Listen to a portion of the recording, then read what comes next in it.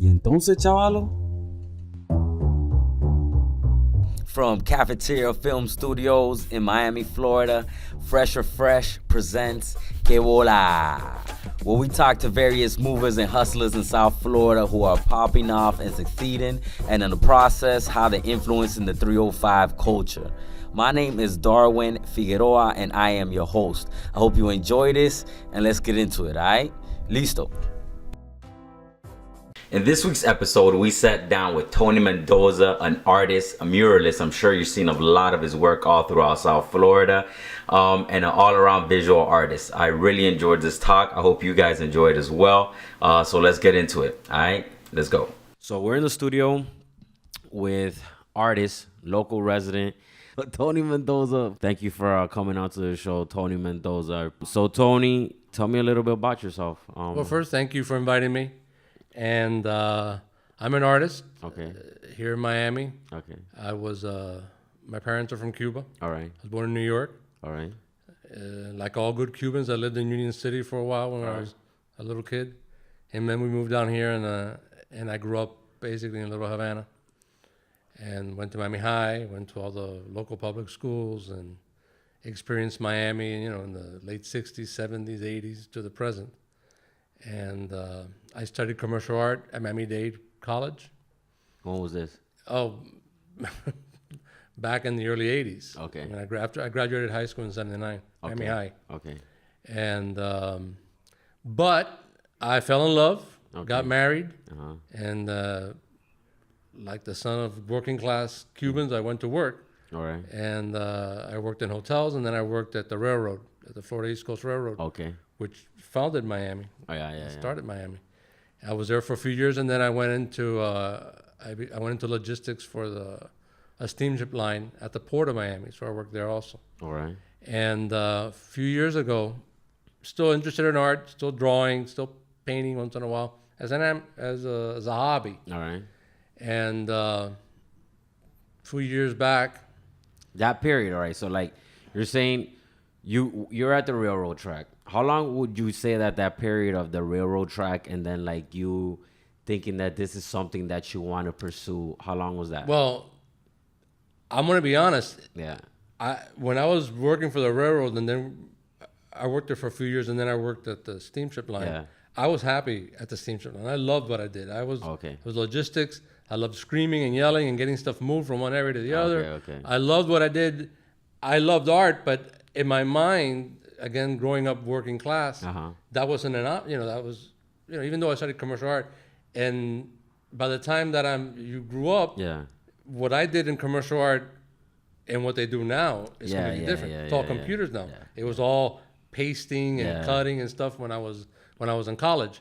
So that wasn't even a thought. But what happened is that I started drawing and painting houses, people's houses. I'm kind of a frustrated architect, so I would do portraits of people's houses as gifts. And You would do portraits of people's houses as gifts. as gifts for my friends. Okay, I'd do a portrait of the house, and All right, I'd I give get it to them as a Okay. gift. And somebody said, that this is a cool idea. Maybe people would pay to have that done. And I knew people were doing that. I Yeah. knew people did that. And then the company I worked for 15 years of my life Yeah. just ceased to exist. They just stopped. What you mean, like They just stopped. It went bankrupt. It disappeared from the face of the earth. And I was out on the street, and this was not that long after 9/11. So there was, things were not looking good at that point. no. So I had started working on this. I said, let me give this a chance. It's now or never. All right. And I went out, started selling my work, painting, drawing, concentrating on life in Little Havana, where I grew up and where I thought there was a story to tell in my work. And guess what? People liked it. People started buying So it. you really did a pivot towards art, like full time, was like around 2001, 2002. 2001, 2002, around that area. Yes. Is when you you said, okay, this is so. But the art bug was in you your whole life. Oh yeah, from as long as I can remember, I was drawing on paper, on anything I could find, with pencils and pens. My mother's lipstick, anything I could find. I got in trouble for that. I would be drawing. I love to draw. I was born with that. Okay, that's cool, man. How did you feel that that it was going to affect you in your life? Did you feel like it was going to be a path you were going to take? For many years, that's why I studied commercial art. Yeah. And I wanted to study architecture, but I hated math. So Okay. I ruled that out. I ruled that out because you need a lot of math. So I took commercial art because I figured this would be something where I could make a living and still be creative. Yeah. But life, you plan something and then life gives you something else. And I was happy with what I was doing. There's a certain creativity to moving things around. In transportation, you have to be very creative. There's like a struggle there. That you're just like fixing a problem. You have 2 ships a week, and you have to bring the stuff off the ship and distribute it to the customers, and bring the stuff back from the customers and put it on the ship. And you have to go through customs and agriculture and the trucking and the traffic in South Florida and the screaming and the yelling. I loved it. I loved that. That's crazy, dude. Yeah, I loved it. I would get out of bed and jump and go to work, and I loved my job. Yeah, I hated the administrative part because I was a manager, and that part I didn't care for. But the actual moving and creating the ship and putting the stuff on the railroad and getting the truckers to do this and that, I loved that part. So it wasn't like I was unhappy in what I was doing, and I was lamenting that I wasn't an artist. I just didn't take it seriously. I would draw stuff. People would come and take my spreadsheets because it was full of drawings that I would do during the day while I was on the phone. And everybody says, you should be an artist. Why don't you an artist? And then it opened up because there was no other option at the moment. I said, let me try it. And like I said, people liked it. The first time you saw a painting and you go, wow, somebody spent their hard-earned money on something that I did. And that was it. I was hooked. And how was your family about that? Well, we had both my wife and I had nice jobs. We had a house. We had kids. So she had lost her job the year before. Yeah. And she had just gotten a job when I was laid off. Okay. And it wasn't like, to be honest, at the beginning, it wasn't like I'm going to do this as a bridge till I get another job. That's what you thought it was. That's what I thought. I'll do this, as I look for another job, and then when I get another job, I'm going to put this on the side because that way, if I lose that job, I'll have this to jump back on. So the plan, it just took over. It really just took over. So we had it wasn't easy. Starting any kind of business in art is a business. Is not easy. You struggle. You go through hard times, and I did, and I paid my dues. But there was the moment that I saw people appreciating what I did and celebrating what I did and buying what I did. Feedback. The feedback. Oh, yeah. I love that. Yeah, man. I totally agree with you. The feedback is something that drives any entrepreneur with any particular product. They're always gonna love that feedback because you know what it is all the time that you are investing in that product, and then somebody actually is like, yo, I like that, and that's cool, and I'm gonna spend my hard-earned money on that particular That's correct. thing. That's correct. That's cool, man. And when it comes to your art, do you have any particular influence that you say man, would be primarily? I studied a lot of Cuban art. Okay. Cuban, from the Golden Age, from classic. Well, Cuban art from the modern art, Amelia Peláez, Portocarrero, Wilfredo Lam. Okay. These were the artists. This was the modern art in Cuba from the 1940s, 30s, 20s. Okay. That era there. Okay. Where they came in, where they stopped just copying European artists and came into a mixture of the modern movements in Europe and authentic Cubanness. Is that something that you studied while you were going to school? No, this is just that and I saw exhibits here. Those artists are very well known here, and people collect their work, and they're in galleries. Okay. But there was another person that who just passed away not too long ago, Freddy Pacheco, who was the fight doctor, Muhammad Ali's doctor, and he's an artist. He was an artist, and I fell in love. There used to be a restaurant here called the Malaga on Southwest 8th Street, down way on 8th Avenue. Oh, okay. Beautiful old Spanish-looking house. Yeah. And I would go there just because the walls were full of his paintings. Oh, okay. And his paintings told stories. They told stories of Miami, of Little Havana, because he came down here. He's from Tampa, but he came down here when he became a doctor. Yeah. And he opened a clinic when the first Cuban influx came. But he also had paintings from Ybor City because that's where he grew up. All right. And so the cigar rollers and the lector and just the architecture of Tampa and the characters, and they're very colorful. They're kind of like naive meaning like primitive kind of looking, but very colorful, and they tell a story. Okay. And I modeled myself a lot on him. And then pop art, a lot of the pop artists, Latin pop artists in Miami, and just the general New York pop artists, where you have strong colors, graphic lines, and again, humor. There's a lot of humor in my work because that's how we deal with things. Yeah, I noticed that. I was looking at your work, and a lot of it is like, which was the one that caught my? You have the one that's the rice and beans. I like the rice and beans. You know, that one was something that, because I grew up looking at that Mahana bag, and exactly like those are something that's so like symbolic of like growing up in South Florida or Latin period or in anywhere in South America. You know, rice and beans. Yeah, bro, rice and beans is that's our staple. Yeah, and. That's I started going into. I'm sorry. I just thought of something. Yeah. I saw the HP. I saw that HP painting. I was like, is that hijo de puta? I'm like, that has to be hijo de puta. And then I'm looking at it more detail. I'm like, oh my god, this is so classic. You know. Well, because I see things. I've done the fajitas and the pan con leche. I've done. Comiendose un cable. Yeah, I've done all these phrases because people say it, and I visually see it. Yeah, I'm visually seeing literally what people are saying. People don't think of it literally. They're doing a pun or whatever. So when hijo puta, which is something that everybody says here in Miami, especially in traffic, hijo puta, y come mierda, all these phrases that we use here in Miami a lot. And I'm thinking hijo puta. I'm thinking. So what you saw the painting, which is a woman who is apparently a prostitute, a lot of makeup and wearing boots and the lace panties and stuff, and she has a little boy with a teddy bear holding onto her hand like he's going to school. But that's so that picture, I saw that and I was like, man, that's so. How can I explain it to you? It's so graphic, but it's so like. That could be so truthful, you know what I'm saying? And it's colorful because it is. And the thing is that you see it in a caricature way, but that's real life. Think about it. When you say somebody you're un hijo puta, you're a son of a whore. You don't know. You're not imagining a little boy, with a whore, taking him around. You're imagining just somebody who did something wrong to you. Exactly. Yeah.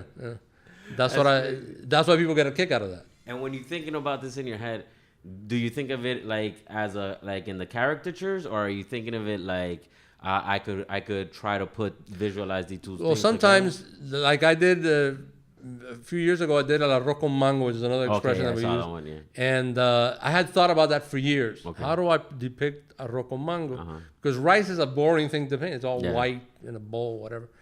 And mango is more interesting. You can play with that.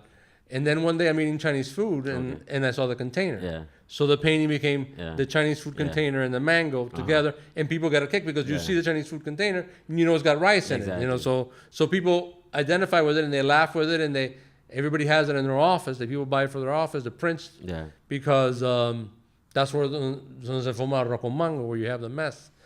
And so I thought about it for years. Sometimes you'll think about it for years, and sometimes it'll just pop in your head. Yeah. Did the guayabera. Yeah. I don't know if you know the legend of the guayabera, where it came from, but the legend there's a debate whether it was Mexico or Cuba or whatever. But let's say it was invented in Cuba. The legend is invented. Let's say because we're Cuban, we're in Miami, or I'm Cuban, and that it was invented in Santo Espíritu, Cuba, 400 years ago. Okay. Because Guajiro would go out to pick up guavas, and their wives would make them shirts with a lot of pockets, so they could put the guavas in the pockets, and that's where guayabera for guayaba came from. So I'm imagining a modern day guayabera, one of those linen shirts that you wear, but with guavas in the pocket. Yeah. And so that clicked in my mind. So the guayabera is hanging from a guava tree. There's guavas in the pockets. There's a giant machete cutting more guavas on the table. And that is one of my favorite paintings because it came out like I imagined it in my head, and I put it in the sketch, and how it came out in the painting. It was the first painting that went to a museum for an exhibit. Okay. And so I'm proud of that. Yeah. It's one of my favorite paintings. That one came easy in the sense that I imagined it and I did it. Other things, I think about it for a long time. So I sketch continuously. I'm always sketching. I draw all the time. Any idea that comes, anything that pops into my head, or I write down a word. Somebody says a word. Oh, why? Sangundero or Guaricandilla or whatever. Like Guaricandilla is a fantastic word. I think it's more like a more current Cuban word than it is from when my parents came. But I love that word, which is a slutty woman too. Yeah. You know what I've always thought of? I visualized Tremenda Yegua because they always say that. And I'm like, Tremenda Yegua, I always think it like a majestic horse jumping up in the air. You know what I'm saying? Yeah. But they mean it like, oh, that chick is super fly. Exactly. You know what I mean? So it's like it's one of those situations where you're hearing something and like since it's the first time you hear it, you're like, man, that's some crazy shit what they're saying. Like if you actually pay. But most people aren't visual. Most people are not seeing. People repeat things. I mean, you say a million words a day that you don't know where they came from or why people use them but I see things. The artists always see things that other people don't see. Because then why would anybody care what you? Yeah. If they see it too, then what does it make? They only see it after you show it to them, and that's the trick. That's the idea of bringing people in and saying something that's worthwhile saying. And right now, when you put together a piece, more or less, how much time do you think you spend on a piece once you already have the concept down? Once I have the concept down, and then I sketch. I'll do several sketches. Maybe on paper, and then I'll go in the computer and I do sketches in the computer also to get the colors down and get the scale. It takes a few weeks. It takes some paintings take a few months, and some paintings take a few weeks. I just did that mural. I did a mural for TD Bank, and that idea because it wasn't a high wall. Okay. It was it's a 5 feet by 27 feet. Yeah, that's all. And they wanted some kind of bed. They weren't telling me what to do, but I'm not gonna do anything puta for the bank. Yeah. So I use most of the murals have palms in it. You've noticed they all have palms. So, but a palm would look ridiculous. A small palm, like a little bush palm, and that. Yeah. So I'm and this was almost 2 years ago. I'm at a show and I'm sketching away, at an art show. Yeah. And the idea came. I was on the beach, so I see the coconut palms. You know how they kind of lie down. Yeah. So that's the concept became a palm, but it's curvy. It's not kind of lying. Yeah, I've seen that. You've gotten those new like curve. Oh yeah, I got a few years ago. I did a painting called Las palmas son novia que esperan, which is a phrase from Jose Marti. Okay. He was talking, he missed Cuba. He was living in New York, or probably living in New York. And he missed Cuba, and he said, Las palmas son novia que esperan. That I know the palm trees will be there when I go back. They'll be waiting for me. So visually, I thought of the palms with a female figure, which they kind of do. They're kind of round and caressable kind of thing. And so I did the palms with the figures of women, and then that became a thing with me. And then have them curve into each other, like palms making love, and palms. There's an orgy. I just did the orgy of the palms, where all the palms are kind of intertwined and stuff. And I have fun with that. And I have palms that are like culona, the big butt palm, and the big tit palm, la tetona. I've seen that one. Yeah, so I kind of went crazy with the concept. That's cool, man. Yeah, sure. Yeah, I have fun with it. People enjoy it, and you show things in a different way than people are used to seeing. How long did it take you to transition from like doing that kind of canvas work to mural work? Well, from the almost when I first started, there was a store here in Little Havana called Anticuano, and they were the first ones that sold my prints. Okay. And they liked my work, and they wanted to do something to the store to make it pop more. Yeah. And I came up with the idea of doing like the 6 provinces of Cuba. When Cuba was a republic, it was just 6 provinces. Okay. And so I gave them a sketch of just the Havana one. Yeah. They said, well, let's do that one. Okay. So I did that one. They liked it, so I did the rest of the wall. Yeah. I painted the murals and it was a blast. Also I did a few for private homes. People said, oh, you can paint the figure, you can paint. Well, so I experimented. Yeah. I learned how to do a mural by doing the murals. Oh, okay. That's what I was like. I was gonna ask you, how did you learn how to transition from? Yeah, since I studied. That's like. with a can or with how do you primarily? Well, what do I it? do is I do it the old-fashioned way. I take and I measure. I do a sketch. Okay. I sketch before I paint. I sketch everything, even the colors. Uh-huh. I don't go off on a wall and just start painting, or on a canvas and just Yeah. start painting. It's all very planned out. Okay. Because that's I studied when I studied commercial art. Yeah. You have a process that you go through, and so I go through that process. Other artists can just go and paint on a canvas. I can't do that. And so what I did was, I knew that when I'm painting a canvas, I'll do a small sketch. Then I'll divide the sketch into little square inches, and then on the canvas they're bigger. You know, Yeah. I just blow it up using the square inch. Yeah. This little corner has this drawing on it, and I blow that drawing up. And that's what I did with the mural, basically. I measured square inch to square foot and blew up the drawing. Then you kind of play with it once it's up on the wall. Yeah. And so, you got to buy more paint. Yeah.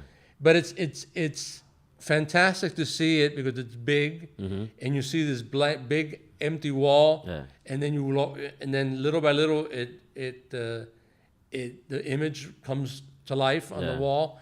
If you're in a certain part of the town, like when I did the Little Havana one, and I've done some in downtown, people come up to you, they talk to you, they become involved as part of the process, and I like that too. And I just like the scale of it, the big giant scale of it, and because I like doing big paintings, but I don't really paint that many big paintings because ruin my studio, and people tend to buy smaller paintings for their houses. You don't have like big canvas paintings. Oh, I have several, but okay. but I mean, I can't go crazy painting big canvases. I have to think of, unless they're commissioned, somebody commissions me to do them. I got to think, I got to move these to a show, I got to move these to an exhibit, I have to move these to an art festival, and then I have to move them literally, somebody has to buy these. And the bigger the painting it is, the harder it is to find the buyer, because most people don't have that much room. So all that goes into consideration. Oh, I have to consider all that. Oh, yeah. Prior to you doing the piece. Sure. Oh, yeah. I have to, like I said, I have a mortgage. I have kids. Well, my kids are, I still have a son in college. My other daughter graduated from college. And, but I have, I have bills to pay. I have, I'm a working class. Yeah. This is not Ivory Tower. This is, but again, I'm telling stories. Yeah. I'm not painting something. Believe me, if I wanted to paint something just to sell it, I wouldn't be painting what I'm painting. Okay. You have to have a sense of humor to buy my work. Yeah. You have to be confident to put, and thank God for the collectors that like my work. You have to be kind of confident because they're funny paintings. Yeah. And some people, they like serious stuff on their walls.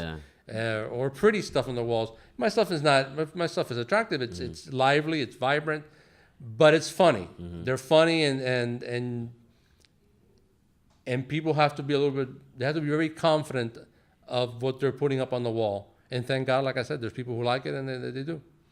Well, one thing that I see about your art that really captivated me was the eyes. How did you start with that eye concept of how you do the eyes on all your? I don't know. You don't know how just the way.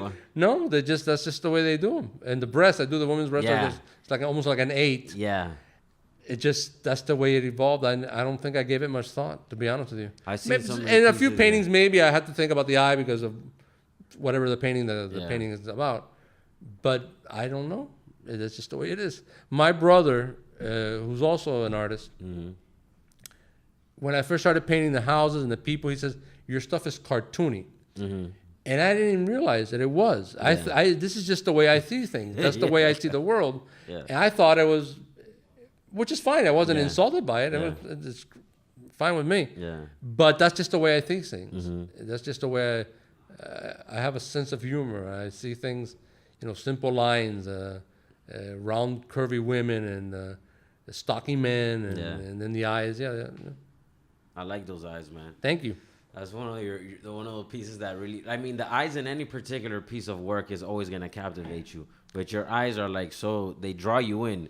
It's like something about it that then makes you like look back and look at the entire portrait in its entirety. It's something that really that I've really admired about it. Thank you. So being that you're a South Florida native, how do you feel that the art scene has progressed here in South Florida since like you started like in 2002, but like you've been here basically your entire life? How do you feel that it's progressed? Oh, well, Miami. Progressing? Yeah, as the city has grown and the big wave, the first initial immigrant wave was the Cubans in the 60s.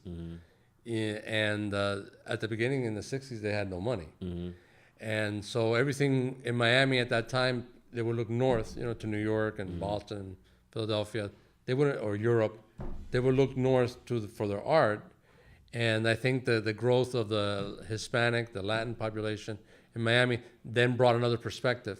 And then as those people progressed and they made money, and then Miami became a business center for people from South America, and where there was more money, because you need money. Yeah. I'm sorry. I mean, Yeah. you need people, and artists have to eat. To survive. And so you need money and you need people. And then, of course, came Art Basel, which is kind of like, it put Miami in the scene. You have the Wynwood Art District, where when I was growing up, Wynwood was not what it was. I remember. But there were old warehouses, and it was it used to be very, besides that, it used to be very, how could I put it? It was a dangerous neighborhood. Oh, yeah. There was riots there a few years back. Yeah. And at least it was just a working class neighborhood. Yeah. And very industrial. And that just blew up. It started at the beach. I don't know if you, on Lincoln Road many years ago, you were very young then.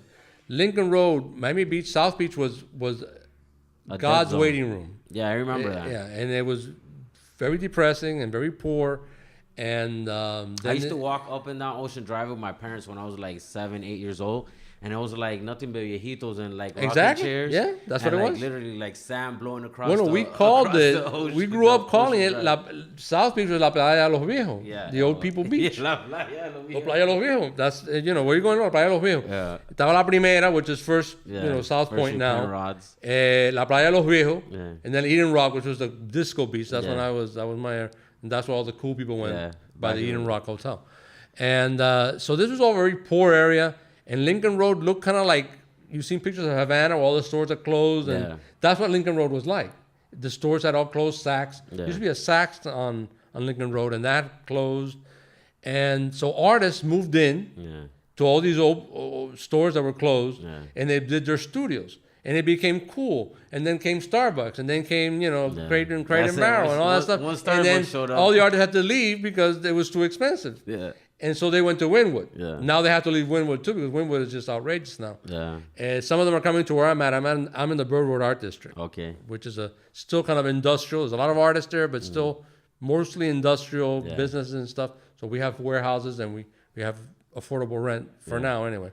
For now. So going back, Miami has become, especially after Art Basel, but leading up to that, there was already a lot of art from Latin America. People who were interested in Latin American art came to Miami, and the explosion and the Art Deco explosion in back in the 80s and the 90s, that all influenced Miami, and Miami has become, I think, pretty important in the art market. Yeah, it has. I mean, Art Basel, I would say, is really what solidified Miami being a very important place for art market. It's something that I like because it brings culture to the city. Oh, sure, definitely. Prior to that, it felt like Miami had no culture. Well, there was no Adrian Art Center. There was no. It was a parks. tourist. It was mostly a tourist city. Yeah. It was fun and sun. Fun in the sun. I would say Playa Puteria. That's what it is. Like hashtag. It's the same shit. Yeah. That's what it was. That's what made the city. Yeah. That's what ultimately made the city. There was always been some. There's always been art. The Coconut Art Festival has been going on for like 50, 60 years. Yeah. And. But not on the scale, and not on the world-class scale that you see now. Yeah, I agree. It's definitely popped off in a different way. What's your favorite antojito, like Latin antojito, from here, from Miami? Pastel de guayaba. Pastelito de guayaba? Oh, my God, yeah. That's by itself. And I'm not supposed to eat that. You can't be having that. I can't be having it, but I dream of pastelito de guayaba. When I'm not in Miami, that's... What, did you mean something else? No, that's what I was. My mouth is watering just thinking about it. Just thinking of pastelito de guayaba. Oh, I love pastelito de guayaba. I thought you were going to come out with croqueta or something like that. I mean, I like... Croquetas or whatever. You see me. You see that I eat well. Yeah. I eat...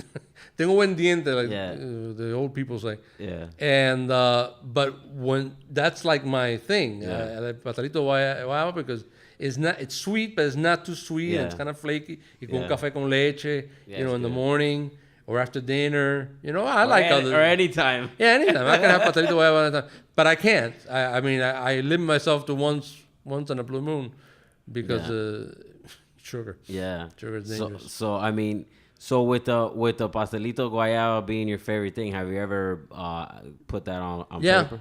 I did a canvas. I have a collector in California, and her parents used to own a bakery here, I believe. I think that was the story.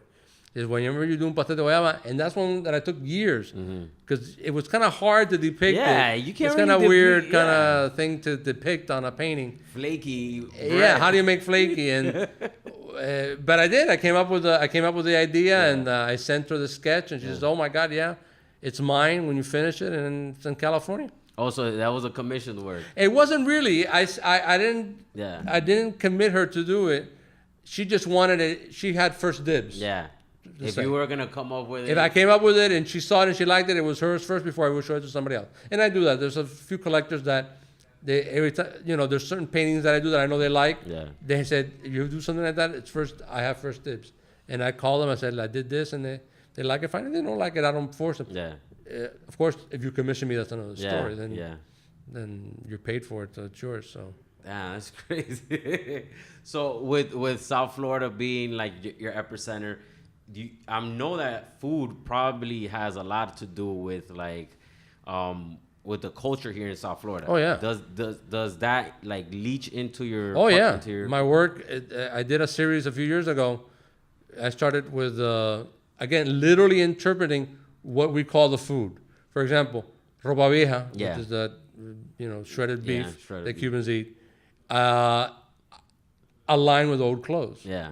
Hanging on a laundry line. La vaca frita. Yeah. Which is the same concept but fried. Yeah. And so I have a cow in a frying pan. Yeah. Just sitting in a frying pan. And so forth and so on. I use food fajitas, which is not a South Florida thing per se, but we eat them a lot. I was at a restaurant. I was eating fajitas. And fajitas means bra. Means not bra, girdle. So I painted 3 little girdles, women like the old-fashioned girdles that women used to wear. And so food is, and also, like you said, arroz con friole, where I use the brands that we use. I have the coffee, a lot of coffee, because I drink a lot of coffee. So we have cortadito, which is scissors cutting a coffee cup, and Starbucks and Bustelo. And Bustelo comes into a lot of my paintings. Materva comes into a lot of paintings. The products that I grew up using or seeing in my house show up in my paintings. Okay, so definitely the food has a lot of influence. Oh yeah. Again, look at me. Yeah. If you see me, you know. If you see me, you know what's up. Yeah. When people are coming from out of town, where do you want to take them to eat and to show them out? Oh, well, if it's someone that's just a tourist, I'll take them to Versailles because it's a tourist. It's an institution. Exactly. Yeah. And I go, you're gonna go back, and when something happens in Cuba or Miami, they're gonna come here. Yeah. And people have told me. I've had people from Wisconsin and stuff, artist friends. They say, oh yeah, we saw it. We saw it on TV. Yeah. So I take them there. It's good. It's good Cuban food, and it's a lively. Right, it's a very Miami place. It's very lively, loud. People coming in and out. Though now lately it's more and more full of more tourists than it is the locals. Yeah. And so we go there. There's a lot of not just Latin restaurants that we go to that we'll take friends and stuff, but Versailles definitely for someone who's here for the first time, hasn't been here a long time. I take them to Versailles because it's the package. It's the full package of Cuban American life here in Miami. And do you try to leach into other aspects of other communities in South Florida, like the Colombian or Venezuelan or Nicaraguan? I think a lot of my work is not so much defined just by being Cuban. Yeah. It's just Latin. Yeah. Or Miami. Yeah. I like to say it's Miami. Yeah. I think some people they'll look at my work and they think it's Cuban, that I'm depicting Cuba. And I have on some occasions done that. But I wasn't born in Cuba. I was born in the United States. Yeah. And I grew up in Miami, so it's all filtered through our eyes. Yeah. It's the combination. There's a sensibility that's American. There's Latin, of course, but there's also the American part of it. And believe it or not, the second biggest community that buys my work are Jewish Americans. They identify with some of the things. They grew up listening to Spanish music and the color. There's something about it that they appreciate, and some of the phrases that I said that I've depicted literally are not just Cuban phrases. They're used all through Latin America. So I sold work to. I have work in New Zealand. I have work in South Africa, and all through almost every country in South America and Mexico. That's cool. Somebody has one of my pieces. So you that's a dope thing to be able to say. Yeah, that you nice. have that I you feel have pieces honored. all over the country. I feel honored. World. That's fresh. So you have a lot of different influences from a lot, not only the Cuban American. Oh sure, there's Haitian, definitely Haitian. Because I always loved Haitian. I love the colors, and you'll see that in my work, and the portrayal of daily life that you see in their work, like the marketplaces and the and the women washing laundry, whatever. So, and I have a lot of Haitian paintings that we collected, my wife and I collected. So I loved Haitian art. So that's a big influence on me too. Where do you like to people watch? What's it like a Miami thing for you to do? What's your favorite Miami thing to do? Oh wow. I live near La Carreta on Bird Road. Okay. And I go to La Carreta. Okay. And have a coffee and just So hang out. I'll hang out a little while, listen to the gossip, the screaming, the yelling, the politics, the sports, the flirting, the girls behind the counter, papito, mamita, esto. That's a big walk down 8th Street, and not doing like the big Cultural Friday stuff because there's just a lot of tourists there. Yeah. Doing just a normal day, I enjoy it. Stop. The Coffee Window, which is one of the series I'm going to work on now, is emblematic of Miami. I don't think it exists anywhere else, kind of like the way it exists in Miami. There's a big controversy because Starbucks put a coffee window in their Coral Gables store now, like imitating Cuban coffee windows. I don't have any problem with that. I don't care. I mean, there's coffee windows at Publix, at gas stations. I mean, there's coffee windows everywhere. Yeah. So that's where people gather, and people, where, like I said, the people flirt and gossip and argue about politics. The coffee window. Yeah, the coffee window. So that's another place where I see Florida life, where I see the life of South Florida, which then inspires me to paint something. Definitely. That's cool, man. Well, I thank you so much for thank you for coming through the show, talking to us about all your influences and all the things that you're doing. Do you have any particular show coming up soon? I will be at Cuba Nostalgia, which is that big Cuban blowout they have every year, May 18, 19, and 20 at the Fair Expo grounds. Okay. And I'll be exhibiting my work there. I have for years. All right. And it's, it's Cuban music, Cuban food, mojitos, and my artwork. I mean, what more can you ask for? That's great, man. So if anybody wants to catch you, they'll be able to see you out there. I'll be there live in person. And if anybody wanted to get in contact with you, do you have any Twitter handle or IG or anything? It's at Tony Mendoza Art. Okay. And on Facebook, the same thing, Tony Mendoza Art. Mm-hmm. And website, TonyMendozaArt.com. Tony Mendoza with a Z, right? With a Z. Yeah. Okay. You don't want to mess with Mendoza with an S. Okay. You don't want to mess with those people. All right. All right. So thank you so much, Tony. Thank you. Appreciate you My pleasure. again for coming through. If you guys like the show, please feel free to submit, follow, and submit a request and submit some ratings. I appreciate your time and have yourself a wonderful day, guys. Have a wonderful one. Bye. Bye. I want to thank my guest, Tony Mendoza, for being on the show. If you guys want to get in contact with Tony or see any of his art, feel free to reach out to him through his website, Tony Mendoza Art, TonyMendozaArt.com. Thank you so much for your time. Feel free to subscribe, rate the show, share it with your friends, anybody that you know like podcasts or like South Florida or like me. Holla at your boy, it's D Fig. Until next time, y'all be easy. Cógelo con te easy.